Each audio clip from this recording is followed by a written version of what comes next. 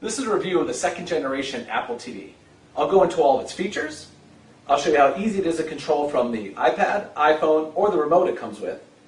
And I'll show you how to connect it to your TV and your computer. So Apple TV does basically three things. Plays video, plays music, and shows you pictures.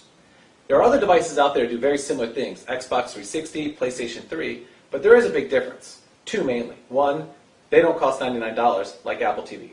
And two, you have to take the content and duplicate it and put it on those systems. Whereas this actually goes to your computer and streams it from it. There's a ton of different ways to view video content on Apple TV. You can rent the latest movie releases. And they give you a couple different ways to search that, either by genre or you can actually search by title. You can even watch high-def trailers of movies that are currently in theater. Kind of fun. You can download the latest TV shows for 99 cents. So if your friend said, oh, last night's episode of Glee was great and you missed it, for 99 cents, you can watch it. You can go and use the internet services. So Netflix, if you have an account, you can watch all the movies that they offer on their downloadable service.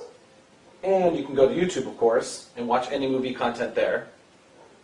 And you have access to your computer. So if you have a bunch of movies in your iTunes folder, you can watch those. There's a couple different ways to play music on Apple TV. You can stream internet radio, and they give you tons of categories. Or, of course, you have access to your computer's iTunes library. And within that, you can go for your playlists, use the Genius options if you want, or search by artist or album.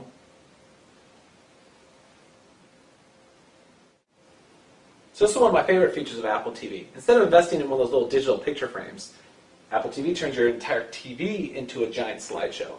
They give you lots of different options in how you want to display the photos. And you can even do a slideshow while you're listening to iTunes. So you have access to your iPhoto account, or you can go to the internet and play around in Flickr. And finally, as far as features go, they actually give you quite a bit of settings. So for the tech head that likes to kind of goof around with them, they give you all kinds of stuff to play with. There's a couple different ways to control your Apple TV. You can use the remote that comes with it. It's very Apple, simple in design and very intuitive.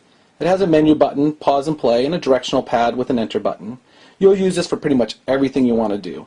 The only time it struggles is when you actually have to type in a name when you're searching for something, and long characters and letters, etc. If you have an iPad or an iPhone, you can go ahead and use these. Now where it really shines is when you want to play music. You don't even have to have your television on. You can go ahead and select the music here and it'll play through your stereo system. They give you an alternative way to control your Apple TV by giving this, looks like a big blank screen. This mimics the control pad on the bottom of your laptop. You can scroll through the items, double click to hit enter. It works fine. To be quite honest, I'd rather use this. I was maybe kind of hoping Apple would come up with something a little more intuitive, a little more iconography, something maybe that matched what I was seeing on screen, but good enough for now. They will also unlock some new features via AirPlay that aren't available now.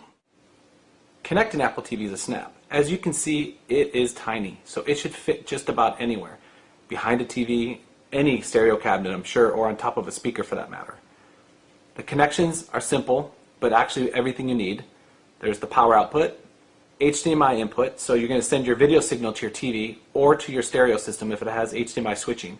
If you don't have that kind of stereo, you'll need to use the fiber optic output to send the digital signal to your stereo. And it has an Ethernet input if you're not going to stream wirelessly. If you're going to go wirelessly, it goes all the way up to N speeds, which are pretty quick. I'm currently using the wireless router, and although there are subtle delays when you start a movie, the picture quality is solid. So the final word on the Apple TV is, for $99, it is an incredible value. It puts your computer in your living room. Like I said, I know there are other devices that do similar things, but nobody does as simple as Apple. So thanks a lot for watching. Feel free to click on the TV behind me if you want to see any of the other technology reviews I've done.